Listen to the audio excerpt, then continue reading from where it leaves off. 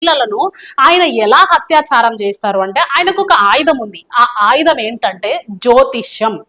జ్యోతిష్యానికి మహిళలు తొందరగా అడిక్ట్ అయిపోతారు. ఎందుకంటే నా జీవితంలో ఈ సమస్య ఉంది, నా భర్త తిడుతున్నాడు, నా భర్త కొడుతున్నాడు, లేకుంటే కుటుంబంలో ఈ సమస్య ఉంది, ఆ సమస్య ఉంది, నా లైఫ్ మంచిగా ఉండాలి అని చెప్పేసి జ్యోతిష్యం నమ్మే ఆడవాళ్ళు చాలా మంది ఉన్నారు.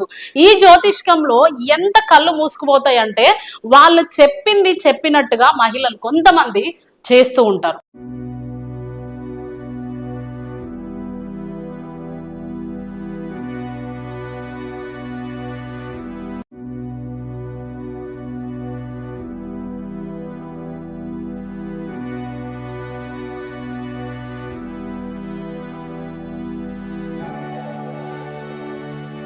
అయితే దీన్నే ఆసరాగా తీసుకున్న ఈ అశోక్ ఏం చేశాడంటే క్షుద్ర పూజల ద్వారా వాళ్ళను లోపరుచుకోవడం, వ్యక్తిగత వైవాహిక సమస్యలను పరిష్కరిస్తానని వాగ్దానాలు చేసి బలహీనమైన ఆడవాళ్లను అతను ప్రలోభపెడతాడు.